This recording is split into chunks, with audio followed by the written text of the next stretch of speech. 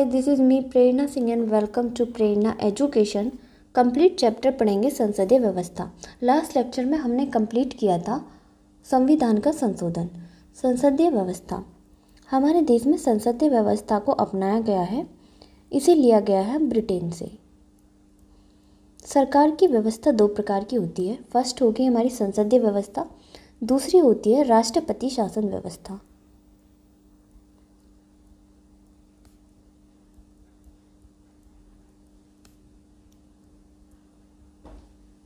जो राष्ट्रपति जो शासन व्यवस्था है, जैसे कि अमेरिका में, उसमें जो पूरी पावर होती है वो राष्ट्रपति के हाथों में होती है। यानी कि सरकार चलाने की जो पूरी जितनी भी पावर है वो राष्ट्रपति के हाथों में। लेकिन जो संसदीय व्यवस्था होती है उसमें संसदीय व्यवस्था में राष्ट्रपति नाम मात्र का कार्य करता होता है। जो पूरी पावर होती है वो होती है प्रधानमंत्री के हाथों में। तो हमारे देश में संसदीय व्यवस्था को अपनाया गया है, जिसे हमने ब्रिटेन से लिया है। ब्रिटेन, जापान, कनाडा और भारत,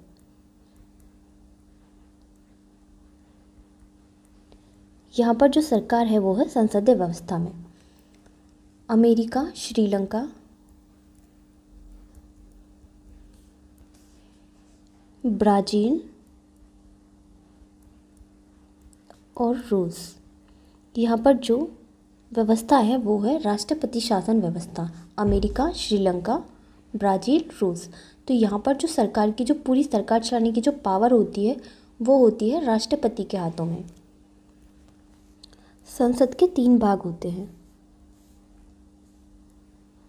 पहला होता है राष्ट्रपति,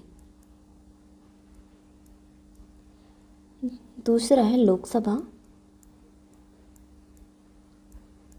और राज्यसभा।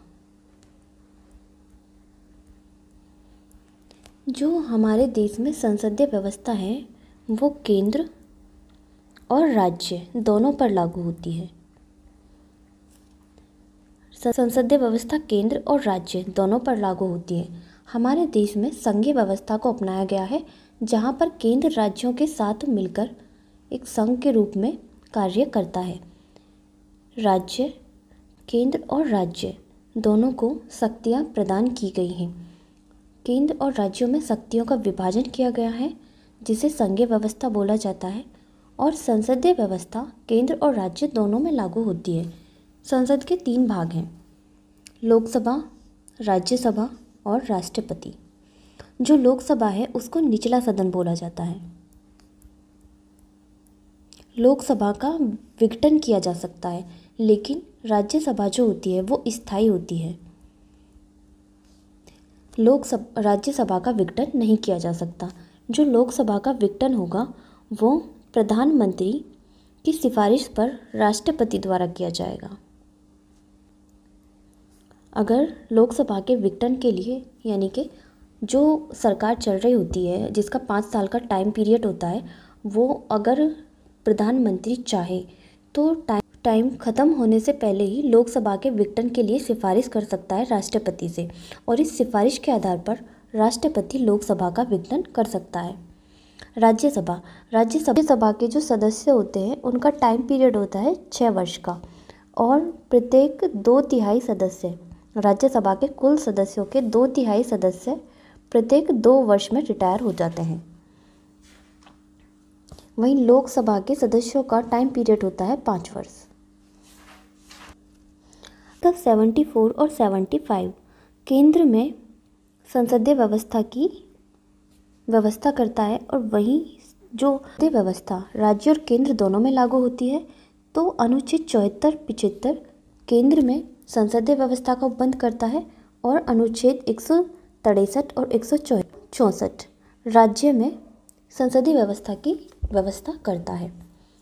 संसदीय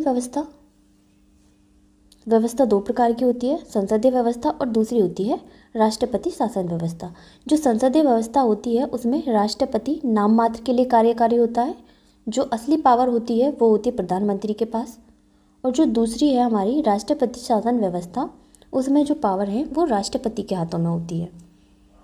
संसद के 3 भाग होते हैं, लोकसभा, राज्यसभा और राष्ट्रपति।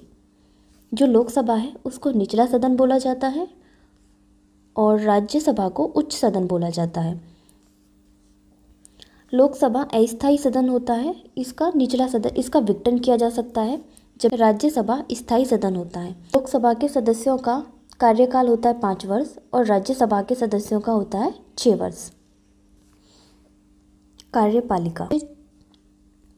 अनुच्छेद 74 और 75 संसदीय व्यवस्था का उपबंध करता है। केंद्र में अनुच्छेद 163 और 164 राज्य में संसदीय व्यवस्था का उपबंध करता है। संसदीय सरकार को कैबिनेट सरकार या उत्तरदायी सरकार या वेस्टमिनिस्टर सरकार का वेस्टमिनिस्टर रूप भी कहा जाता है। जो हमारी संसदीय व्यवस्था है उसको उत्तरदायी सरकार भी बोला जाता है, क्योंकि जो मंत्रिमंडल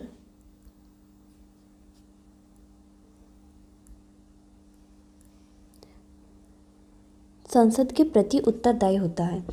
संसदीय सरकार को उत्तरदायी सरकार भी बोला जाता है, क्योंकि जो मंत्रिमंडल होता है वो सामूहिक रूप से संसद के प्रति उत्तरदायी होता है।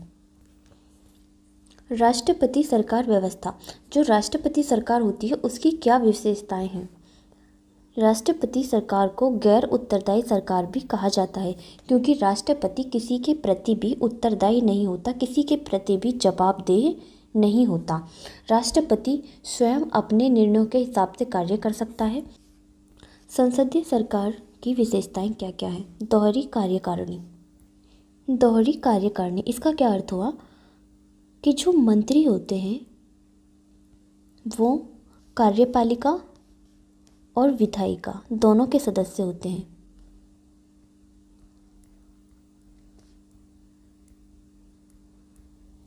मंत्री कार्यपालिका और विधायिका दोनों के सदस्य होते हैं, तो ये एक दोहरे कार्यकारिणी है व्यवस्था है।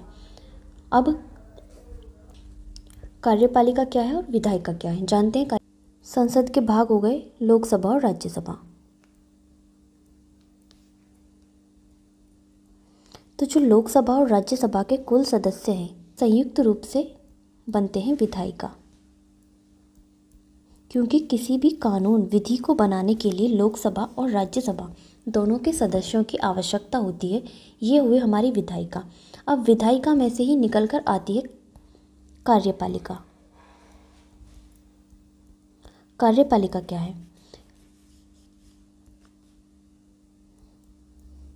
लोकसभा। लोकसभा के जो सदस्य होते हैं उन सदस्यों में से जो भी पार्टी होती है मेजॉरिटी में, बहुमत में, वो बनाती है सरकार।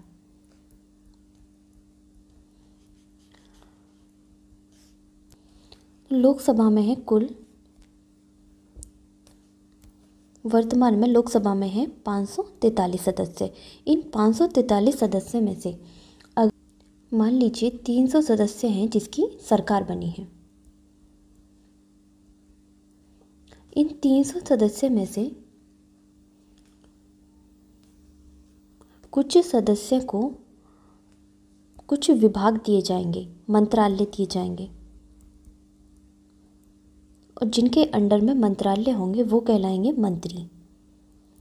इन्हीं मंत्री से मिलकर बनती है कार्यपालिका।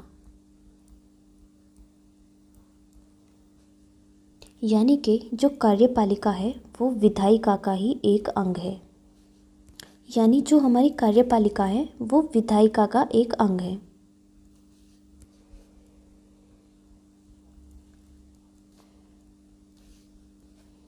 बहुमत के दल का शासन। सरकार उसकी बनती है जो मेजॉरिटी में होता है। सामूहिक उत्तरदायित्व। मंत्रिमंडल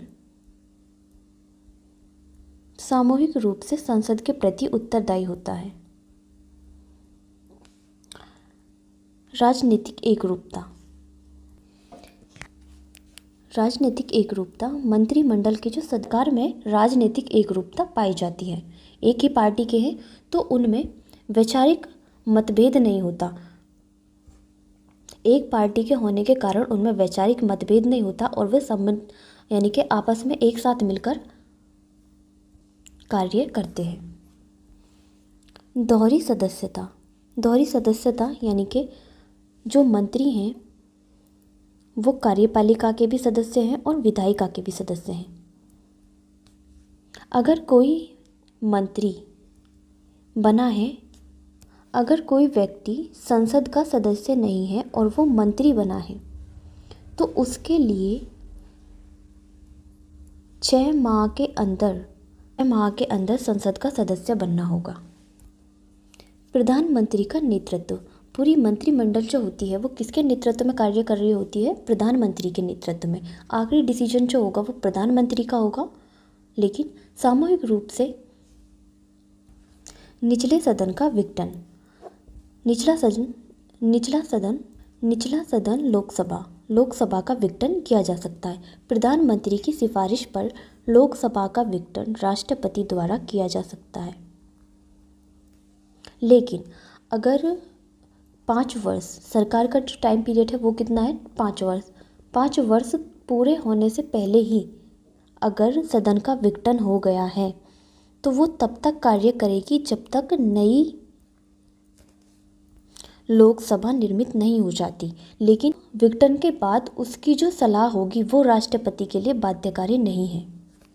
शक्तियों का सम्मिश्रण और गोपनीयता। जो मंत्री होते हैं वो गोपनीयता के आधार पर काम करते हैं।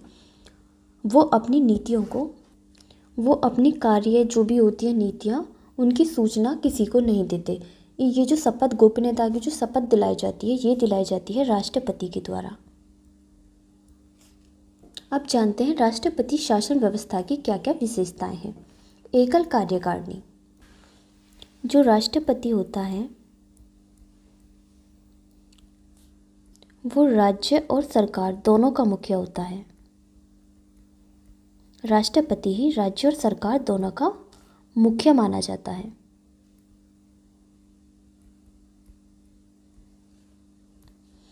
राष्ट्रपति शासन व्यवस्था में जो कार्यपालिका होती है वो विधायिका से अलग होती है। राष्ट्रपति एवं विधायिका का पृथक रूप से निश्चित अवधि के लिए निर्वाचन। ये निश्चित अवधि तक कार्य करते हैं, इनका विघटन नहीं किया जा सकता, जैसे उत्तरदायी नहीं होती। कार्यकारिणी किसी के प्रति भी उत्तरदायी नहीं होती। आखिरी डिसीजन जो होगा वो राष्ट्रपति का होगा, जो कि किसी के प्रति भी जवाबदेही नहीं है। राजनीतिक एक रूपता नहीं रखते। एकल सदस्यता। जिस तरह से हमारे मंत्री होते हैं, कार्यपालिका और विधायिका दोनों के सदस्य होते हैं, लेकिन यहाँ पर मंत्री कार्यपालिका और विधायिका दोनों के सदस्य नहीं होते हैं। जो पावर होती है वो राष्ट्रपति के पास होती है। राष्ट्रपति का पूर्ण नियंत्रण होता है।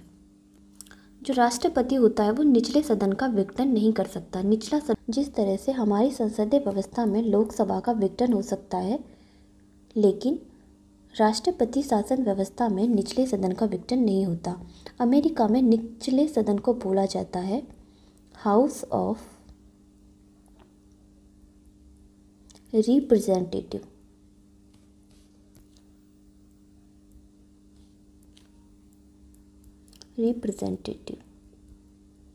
हाउस ऑफ रिप्रेजेंटेटिव निचला सदन, इसका विघटन नहीं किया जा सकता। शक्तियों का विभेद।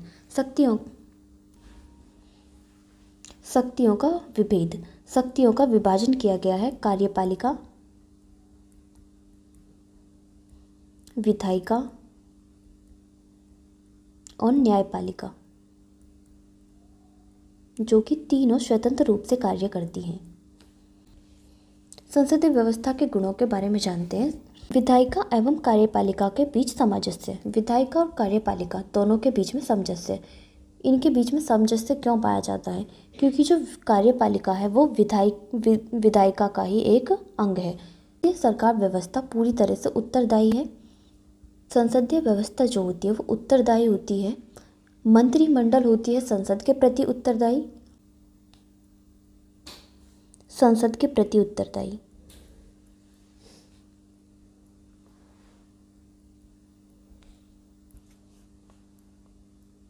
मंत्री संसद के प्रति उत्तरदायी होता है।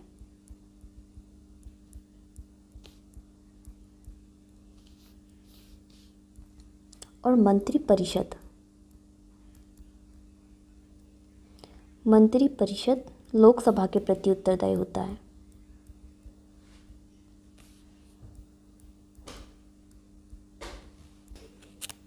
सामूहिक रूप से। कार्यकारिणी जो कि संसद के प्रति उत्तरदायी होती है। कार्यकारिणी जो कि संसद के प्रति उत्तरदायी होती है। कैबिनेट मंत्रिपरिषद का छोटा रूप होता है।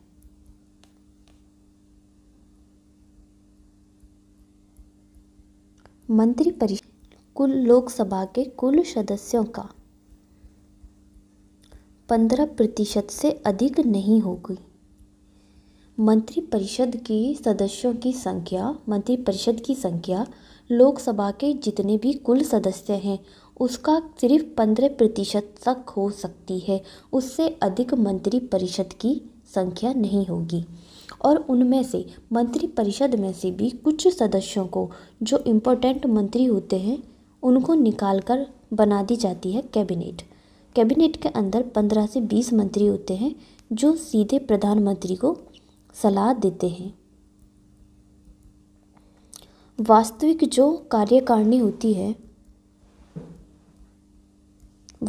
कार्यकारिणी होती है कैबिनेट। कैबिनेट ही वास्तविक कार्यकारिणी होती है जो प्रधानमंत्री के साथ मिलकर कार्य करती है, प्रधानमंत्री को डायरेक्ट सलाह देती है। और वो कैबिनेट के जो सदस्य होते हैं वो कार्यपालिका और विधायिका और मंत्रिपरिषद तीनों के सदस्य होते हैं।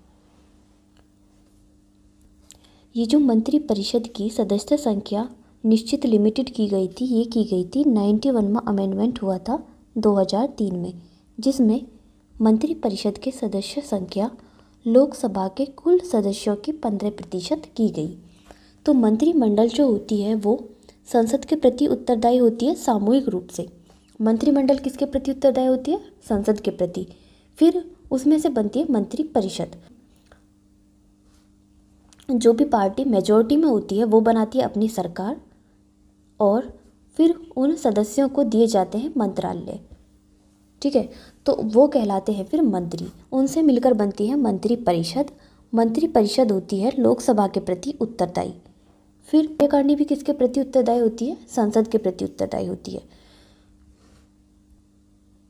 कार्यकारिणी भी संसद के प्रति उत्तरदायी होती है। उस मंत्रिपरिषद में से फिर बना दिया जाता है कुछ सदस्यों को, इम्पोर्टेंट सदस्यों को, मंत्रियों को मिलाकर कैबिनेट। कैबिनेट जो होती है वो मंत्रिपरिषद का छोटा रूप होती है। मंत्रिपरिषद में सदस्यों की संख्या अधिक होती है और कैबिनेट में 15 से 20 सदस्य होते हैं। लेकिन वही मंत्रिपरिषद में लोकसभा के, जैसे कि वर्तमान लोकसभा में 543 सदस्य हैं। पहले थे 545, लेकिन 2 सदस्य जो एंग्लो इंडियन सदस्य राष्ट्रपति द्वारा लोकसभा में मनोनीत किए जाते थे, ये प्रावधान हटा दिया गया। तो अब जो सदस्य संख्या बची वो बची 543। इन 543 सदस्यों का केवल 15% ही मंत्रिपरिषद में सदस्य रहेंगे। और इंडिविजुअली व्यक्ति यानी कि व्यक्तिगत अगर कोई उत्तरदायी होगा तो वो राष्ट्रपति के प्रति होगा। व्यक्तिगत किसके प्रति उत्तरदायी है? राष्ट्रपति के। इंडिविजुअली उत्तरदायी होंगे मेंबर, सदस्य राष्ट्रपति के।